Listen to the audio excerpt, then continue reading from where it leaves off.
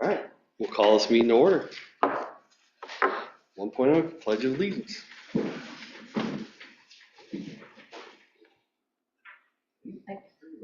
Allegiance to the flag of the United States of America and to the republic for which it stands, one nation, under God, indivisible, with liberty and justice for all. I thought you were going to say aye.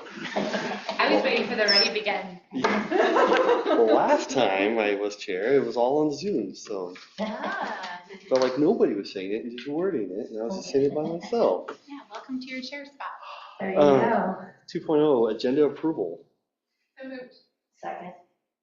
All right, any, all in favor? Aye. Anybody opposed? All right, 3.0, visitors address the board for non-agenda items. No requests? No requests or nobody on Zoom? All right. We'll go down to 4.0, consent agenda. Does it accept the consent agenda as stated? Second. All in favor? Aye. Anybody opposed? All right, I'll give us a 5.0, new business. 5.1, business report. Christy, you're up. Hello, thank you. I would just like to say thanks for being patient with me while I learn processes. So I realized after I sent out the memo and the contract that I had some of my information incorrect, so I want to correct that. There were only 2 respondents that responded in time. Both of those were scored, and one was selected. And then the second one, actually, that wasn't selected withdrew before notification. So I just wanted to clarify that a little bit. Sorry about that, trying to piece together and all the transition from moving from Jessica starting it and me trying to wrap it up. So just wanted to put that out there. So they were scored and Leah was chosen as the realtor of record. I just wanted to declare that I also have like a 30-day engagement personally with her, but I did not participate in the scoring. So I will vote tonight so that we have quorum, but otherwise I could abstain either way. Okay. Great. All right. That'll give us to 5.2, superintendent report. Yeah, so back to school update. Staff are excited. I think they're ready for kids already. We had a great beginning on Monday for most of our schools.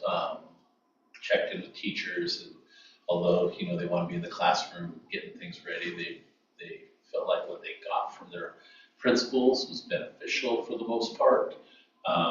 Then the morning kickoff had some pretty positive responses. People appreciate the state of the district piece that I gave, and gave me some grace, which I appreciate, through the technology glitches.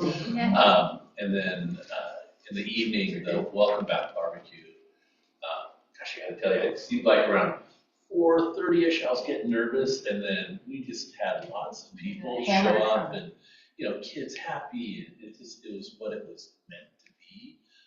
So that felt really good. I had lots of opportunity to talk with staff, answer lots of questions, and just hear about how their summer went. So I feel like we're really in a good spot. Dropped in on a couple trainings for instructional assistants, going over the different protocols, how to work with kids. I love you guys stuff. The ways to best serve students with our instructional coaches, kind of leading those trainings. So just a lot of really good things going. So I share that with a caveat. Every year, and we could probably make a list of what we're going to hear. And it's not because we're having a bad start in the school year. It's just how it is. So one of the things we're going to hear, and this is close to our colleague, board vice chair Helens, we're going to have long lines with new parents or parents who have forgotten routines getting into our elementary schools. And we've got high school construction, so there'll be hiccups on there. But within the month, majority of those things will be worked out. So I just want to remind you that we're going to hear those glitches, and we've got anxious parents. And the good news is we have parents that care. And I'd rather have parents saying, hey, my kid's not getting to school in time, instead of I'm not taking my kid to school type of thing. But just a reminder, we're off to a great start. We're going to hear some grumbling. We'll do our best to alleviate that and support families, but it's just going to be there. So there's that piece.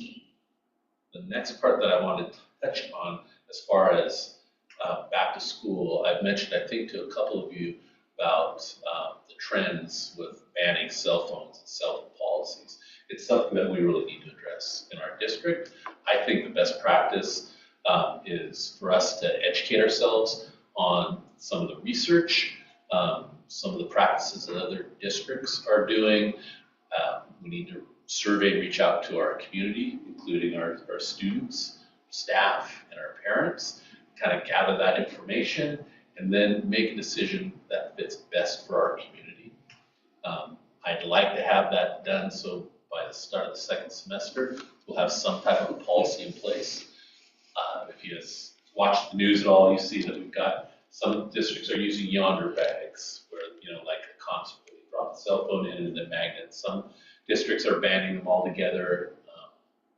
I think it's interesting and important for us to just follow and see what's actually working. I have a little bit of a concern that the legislature will come out with their own idea and back to some mandates, which none of us like in the first place. So I'd like to have this done by December, so at least we've got a policy, and this is what we believe is right in our district. That should be before any legislative action happens, and hopefully that'll trump whatever has been done. I've got some reading materials for you. I've tried to gather materials that are non-biased as best I could. And then we'll post these at some point on the webpage as we're starting to go, so community members can read them. You can do a Google search and find whatever you want.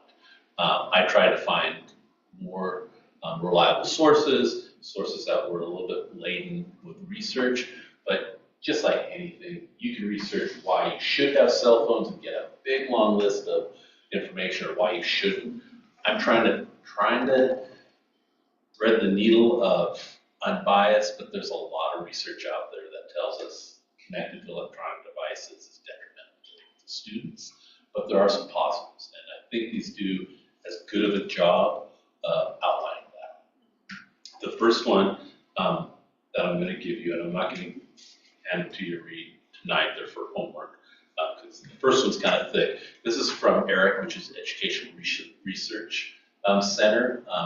It's written out of University of Dayton, which is in Canada, I believe, but there's lots of U.S. references in it because Canada and the United States are kind of going along the same pathways. This one is heavily researched with tons of references for you to look at. So that's the first one.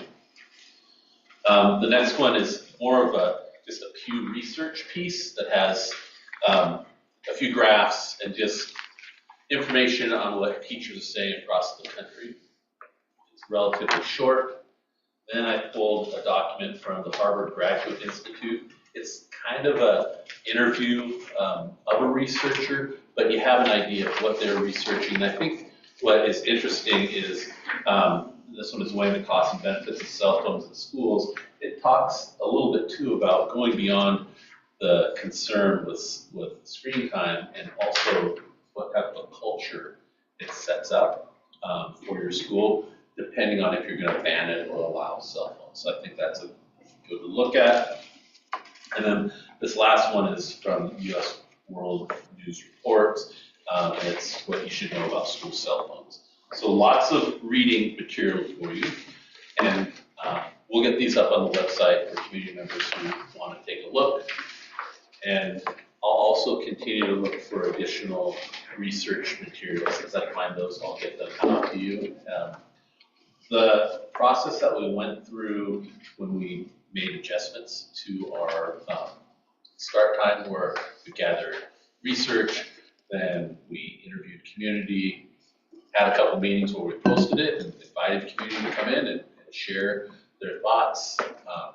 Is kind of what I'm envisioning for this process. If you guys have other thoughts, I'd love to hear them, but this is kind of the first part in moving forward and getting something done. My main thought would be to look at culture in general at our high school. And the only thing, an area where I keep going to is it must be based on our numbers and how many students are there. And where I was talking about the relational connection and finding your one person. And I think our high school students get lost of it because there's so many different heads of departments and ones that are in charge of this or that or this. And even with my own child's schedule as a sophomore, her number one person is now not able to be her number one person per schedule. And that's sped related, and they should be. So I would ask that you bring more information on, and I think it's been a forever thing in our school based on numbers, just how we can culturally change a setup structurally to maintain kind of like, because they're in elementary and even middle school, they're able to attach to someone. And I don't think we're attaching to someone unless it's our band teacher or, some athletic or activity.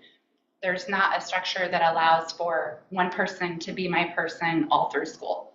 My counselor shifts, my admin, I might answer to a different admin, or now I've got a coach. Now this teacher isn't here. So structurally, I think our climate isn't set up to where they have an important support person. Therefore, you're going to have parents that push back on our cell phones because they are their support person. That'll be my main push at the high school. I have kids that don't have cell phones, and they still don't. As a freshman and seventh graders, they don't have them and haven't had them. But I think your high school especially, there are some that will feel like they need them. Yeah, that's a really interesting thought on not necessarily the cell phone being the issue, but how to find that connectedness. And actually, I think in those articles it does mention something similar to that, but not the way you put it. So it's just that in some of that research that we've done in connecting, yeah, it is based on numbers, and after you've reached that threshold, it's hard to have that attachment. And I think the high school is at that threshold. Okay. Yeah, I think that's a great conversation to have. Thank you. I just think you're gonna have so many sides that maybe before you actually do the community part, that we all need to have a response for all the different directions, because otherwise you're just gonna have people talk and we won't even have an answer. And then they feel like you aren't even listening again, and I don't want it to be that way. Yeah. When we make a decision, we'll put together an FAQ. When we're gathering information, I think it's important for people to understand. We're just wanting to listen to you. You don't have any answers because we haven't made a decision. That's really the big piece. We want the best decision for our community. And I would be surprised, but if the community says, no, every student should have their cell phone and they should be able to be on it anytime they want, then that's the direction we'll go. It likely could be, all kids should be allowed a cell phone, but they shouldn't look at it. Okay, so what do we do when we look at it? And then we'll have to come up with a policy that fits with that. But that's why I want to get out ahead of being legislated that cell phones aren't even allowed in school. If that happens, I have no idea how we can enforce something like that. I would hope that that's not what we get, but sometimes, we get things that we're surprised. But we need to be very cognizant on what our policy is, that it's enforceable and it's kind of reaching what we want. And part of that is that connectedness, because that is a big thing. We're also going to have to figure out the QR code and the communication, because we use so many online channels right now, Facebook and Snapchat and even sports, and we'll check the Facebook page. Even yesterday, you put the QR code up there several times. If kids can't do that, then how are they presenting their material?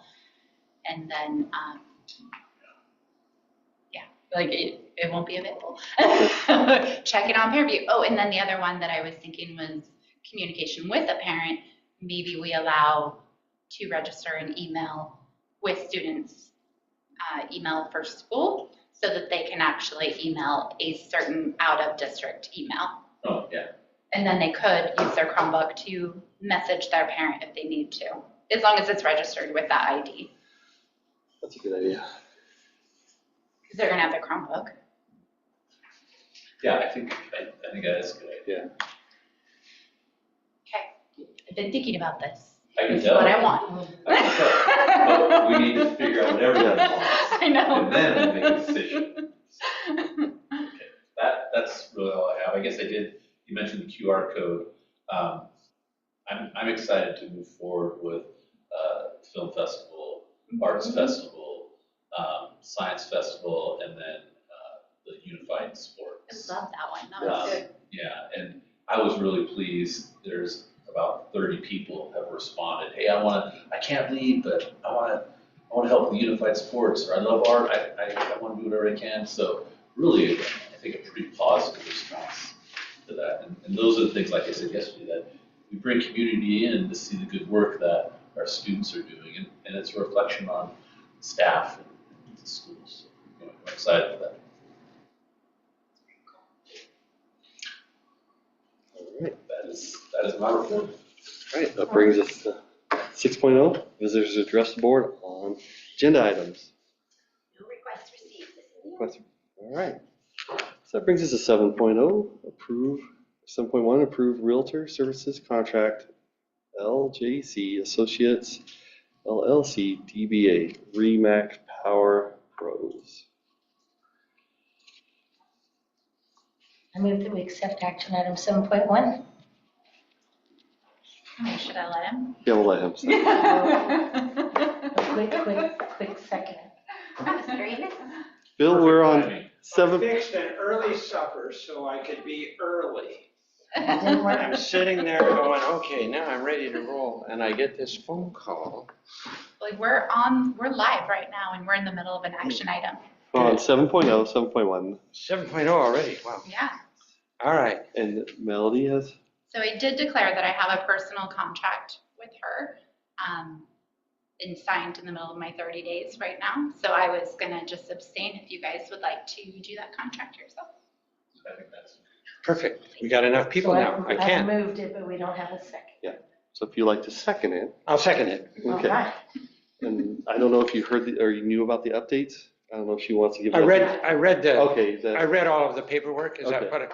Yep. Do you want me to give an update? So what I shared was in the memo that I had put out. I realized I didn't have my information completely correct, and I just wanted to publicly state that it was, so that we actually had 2 proposals received in time. Yes. Both of those were reviewed, Yes. and one withdrew after scoring. But Leah was the chosen one by scoring anyway, but the other one actually withdrew. So I thought that there were 3, but so Okay, I so just that wanted was- to correct that information. This is our somewhat singular candidate anyway, but yeah, at this point. But yes. All right. So you second it? I did. All right. All right. All in favor, say aye. Aye. Anybody opposed? All right. Section. Gives us to 8.0, upcoming meeting input, September 11th, 2024, board work session, 6:30 p.m. Anybody have anything? Well, I know we already have some high classroom numbers, so will we be looking at any of those then, or Yeah, you might have a couple of reports? Yeah, I can bring that. That is a work session. We do have our teaching and learning team coming in. They're going to be sharing what data they're going to bring you over the year. If there's additional data, one focus that we have is really on student achievement and attendance. So that's the team that's going to be bringing us that information. So I'm excited to hear what they have to say. I really do also need to say our coaching team is really strong. They're doing some really good work already. It's good stuff. So quick question on adding stuff for that meeting. Did you want to go ahead, since it's work session, let's go ahead and even have discussion on cell phones again on that then, so we can get going on it? I Because think we that only end up with 2 meetings a month, we never get anything we could, I feel like that's gonna be a long session. We could do the AI policy and look at that a little bit because we did have some really good examples given to us in Salem. I don't think those would take us as long. Yeah, we could do that for sure. done. And I was just saying, because it was a work session, otherwise when it's a regular board meeting and you have 59 people here, and we're here till 10 o'clock at night. Yeah, I guess my thinking is introducing these documents and having a brief conversation and having it published in our board agenda during the board meeting might be good, but we can do both. Well, you could And I'll put it on the check. next I'll one. check. I'll just keep going. So AI and some cell phone conversation, and then it also have the teaching them to do their update. Well, if nothing else too, is if it gives us time to read this and if we Yeah. have questions and stuff. So. Yeah, that sounds good. Homework that got Yeah. passed Yeah. out. He gave us homework in school. I'll make the motion right now if you need it. I know we need, so I guess with regard to this, one of the things that, in terms of pacing, I think in fairness to our patrons, if you think that we're going to do something this year during the school year, it should be really pretty public before Christmas. He just got through That's saying what that, he so you're Yep. good. Yeah, I mean, that's the only thing I can see is that people, I don't want people to say, I just got this for my kid for Christmas or whatever, and then gives, as long as people are aware and we're making it aware now, that's the only thought that I've And had. that's why I wanted to get it going on, so, because it'll be here before we all know it, okay? Yes, it You will. know how that goes. Well, We'll be shopping the day. it's pretty hard to stop the train on the tracks anyway, but I think that we're capable. What kind of education are you having with the teachers right now? Because the first comment that came out of my pretty objective child that would not care and doesn't like a disrupted classroom was, yeah, but our teachers are on it all the time. And I was like, oh, well, they're the adults, and I always try and advocate the other way, but Right, the role models. Yeah. We haven't started having that discussion. okay. And that, when you read some of the articles that I presented to you, it does reference if there's not consistent enforcement, doesn't matter what policy is, it's gonna crumble. And what happens, and we've seen this too, we're saying, okay, no cell phones, they need to be out of sight, I don't wanna see them. So we start the year out pretty strong, and then a teacher will say, Friday, I'll let my kids. You've been good all week. Yeah, so it's a reward. And then you just start having this creep. And what happens, they gave it as a reward on Friday, and the kids are savvy. They go to the next teacher and say, well, Mr. Smith lets me watch it. And then that teacher goes, well, why am I fighting this? So definitely an education for teachers, but also expectations and support. Yeah. Anyway, and she goes running off to herself. On her cell phone during the meeting. During this cell phone The irony. discussion. Yeah. We have board procedures, so we need to look at those again. All right, 9.0. Make a motion to adjourn. Second, All right, that is it. since that's all of us voting now, you can have to, yep. Nicely done.